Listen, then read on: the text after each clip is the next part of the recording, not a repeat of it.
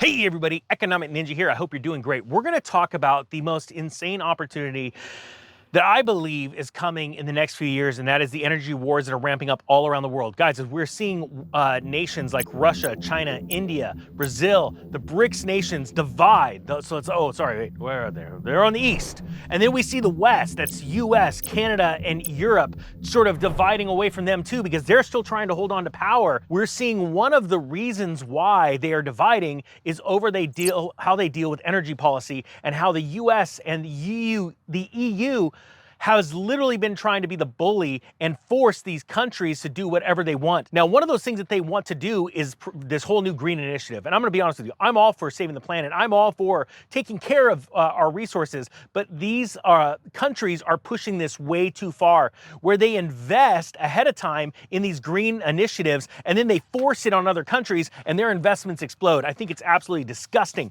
Well, one thing that we're seeing right now is the EU is trying to push, wind power, solar power, and all this stuff. Energies that do not work when you're trying to power large countries. One thing that they've tried to demonize is nuclear power, and we are seeing country after country in the EU bloc and other countries around the world literally walk away and say, you guys are crazy. Now, I've got a story about France and something that they just said, and they said that nuclear power is non-negotiable. Now, right now, as of last week, the EU was trying once again to try and come up with some kind of solution. They want to push that green initiative, but it's not working. More and more countries around the world are going nuclear, and that's what I want to talk about. But first, I want to just say today's a sponsored video. I thank you so much to today's sponsor, which is Traction Uranium. It's traded on the CSE under the ticker TRAC and on the OTCQB board under the ticker TRCTF. And we're going to talk about them in a second, how they're doing things a little bit differently. But diving into this story, check this out. Now, right now, to say that the EU is crumbling is an understatement. And France, President Macron was just over in China, literally, essentially, not without saying it seems like pledging his allegiance to China and walking away from the EU. And it sounds funny. It's got to be really awkward. You're stuck in Europe. You're this one country in Europe, and you're going, the heck with you. I don't care about your crazy schemes. I see which way the world's going. This BRICS alliance is getting pretty big and powerful. And one thing they need, France, Germany, Italy, they need cheap power. They need to be able to stay in control. They need to be able to provide their citizens with cheap, inexpensive energy. Check this story out. It says, nuclear-reliant Paris has already irked Berlin by insisting on giving nuclear energy a starring role in European plans to produce more green energy in Europe. That's right. A lot of countries are coming out saying that we believe that nuclear is green energy. Why? Because it takes so little to produce so much. They said here, nuclear power is an absolute red line for France, and France will not relinquish any of the competitive advantages linked to nuclear energy. La Marie insisted as he closed the annual conference of the French Electricity Union. France's 56 aging reactors normally provide some 70% of France's electricity needs.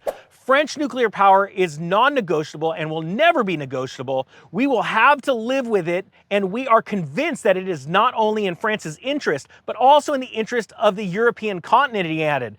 The facts of the matter are wind power, water power, solar power doesn't make enough energy, and it actually has a worse carbon footprint. I mean, you've seen these just the amount of fossil fuels it takes to build a wind turbine, then put the turbine up, then to service the turbine. It's absolutely insane. Now, here's the facts. There are countries right now that are building nuclear reactors at a massive pace. So let's go over a list right here. I'll show you a chart. First off, we have China, followed by India, Turkey, South Korea, UK, Russia.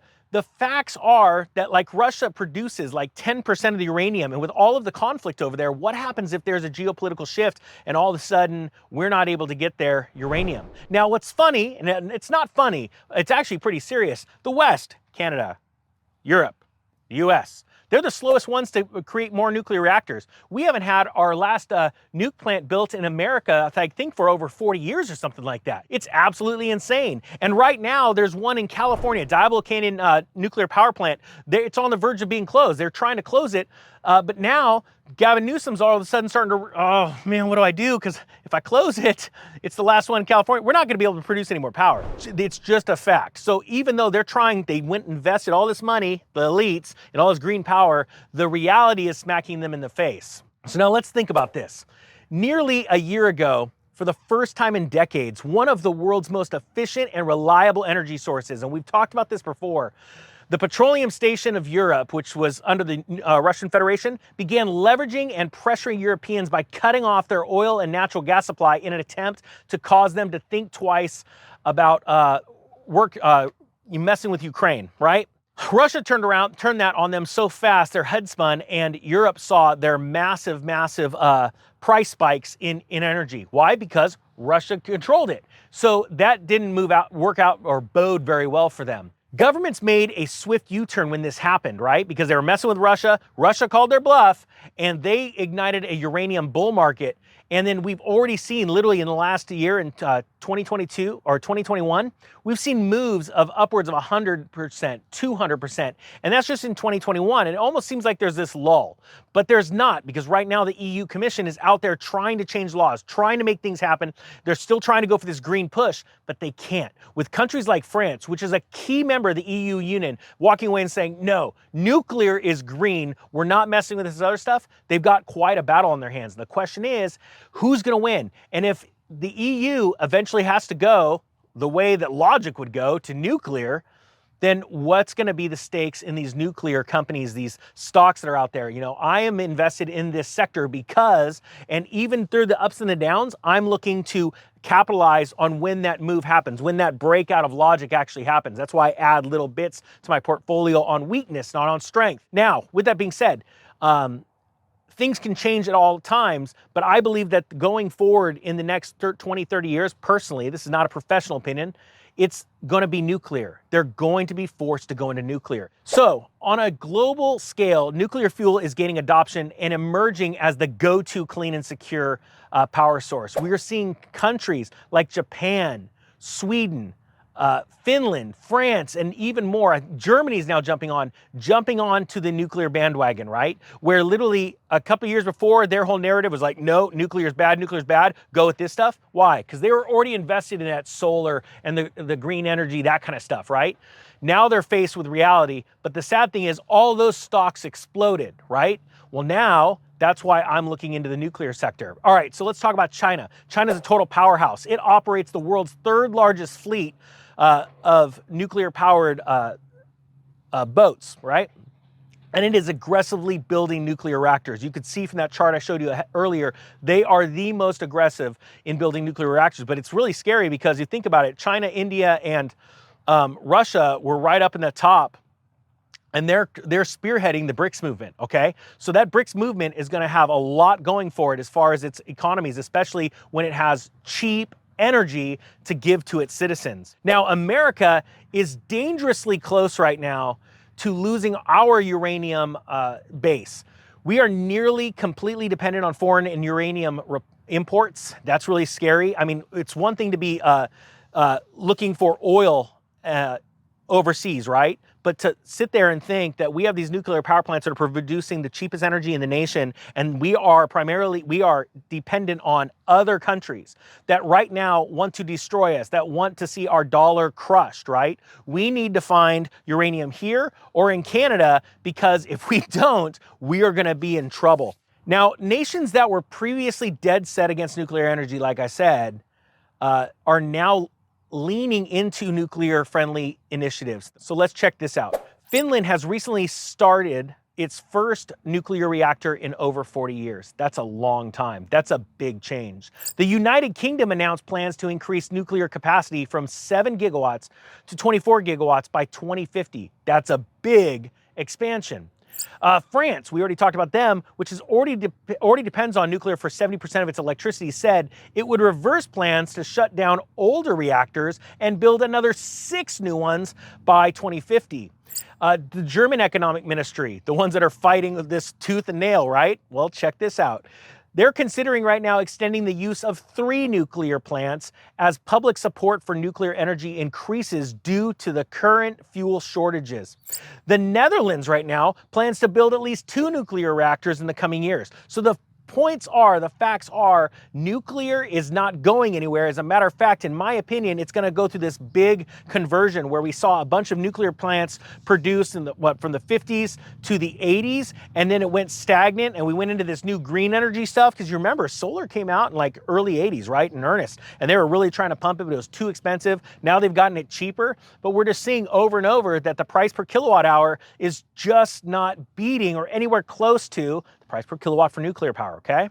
Now, let's talk about the sponsor today of today's video, and that's Traction Uranium. And I think this is really important because what we need to think about, again, is how do we get a solid supply of uranium, but Traction's interesting because it also has a play on rare earth metals in America or in Canada. We need that close relationship with us in Canada to get natural resources because literally the other end of the world is away from us. So Traction has institutional investors. This is one thing that I do like.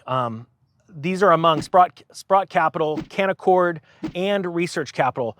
All told, institutional investors and high net worth individuals comprise about 30% of the ownership stake of the company. Strategic partners own an additional 55%. That makes it very tightly held, okay? These are people that have bought into the company early on. You look at the valuation of the company now as to when these individuals and funds invested in it, and it's really close. And so they're holding on for much larger gains. So those are the kind of things that I like, that I'm looking for, right? 4 main points that I want to go over about Traction. So first off, Bowen Tan, the company's technical advisor, was instrumental in the 1975 discovery of the Key Lake uranium deposit, okay? This was in Saskatchewan. As the chief geologist, he was in charge of the drilling of the deposit with reserves of 200 million pounds. Now, it's very important that you understand that because when someone goes through having a discovery in their life, it's like slide decks in your mind. Things become more easy to recognize when you're on that path to finding your next discovery. A lot of geologists that haven't found a discovery, they don't know what it feels like. They don't know what it's like. And it's not just that exuberant feeling inside of you. It's chasing that vein. It's chasing the rock structures. It's looking at the soil samples and knowing, oh, I remember this layer being on top and then what I found below. Oh, I'm finding that again. Well, last time I found this and that, and they start to get those slide decks. It's like you and I, when we are used to doing the same thing, multiple times, the first time we ever tried it was totally foreign to us, but after a while, it just becomes muscle memory. It's the same thing in geology. Now, Camino Key Lake was the 3rd largest uranium deposit in the Athabasca Basin and is home to the largest uranium mill in the world. And that's very key because Traction's Key Lake South project is only 5 kilometers away from that mill. And you need easy access to electricity, all of that stuff, water, and the actual place to process this. So that's really important. Really easy for them to find the material, dig it up, and then go process it only 5 kilometers away. The Athabasca region, or basin, is known as the world's leading source of high-grade uranium with about 20 times the average international purity. Traction Uranium employs a novel uranium vectoring technique in their field program. This novel technique was pioneered by their award-winning research geologist, technical committee lead, Dr. Pan. Okay, and lastly, I want to go over this. Key Lake South drilling program is in the fall field program. Their research team discovered 2 new highly radioactive zones. They brought back samples of the black soil, and the analyst results returned high-grade uranium mineralization at 0.93%.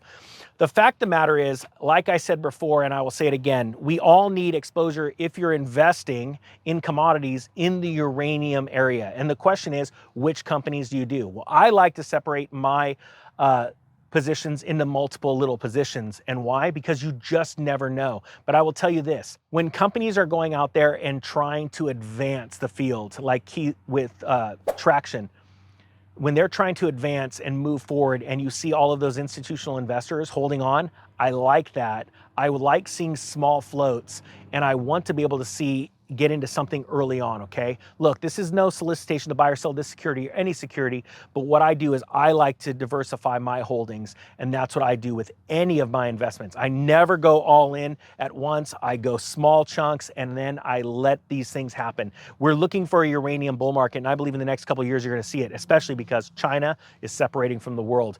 Russia's with China. Guys, who are you gonna bet on? Are you gonna bet on America and the West right now? Or are you betting on China, Russia, and the East. And it's scary to say that we can invest in our country, and that's what's great about some of these companies. We're investing in our country because of the separation of what China and Russia are doing right now against the US. All right, guys, that being said, I thank you so much for watching. The Economic Ninja is out.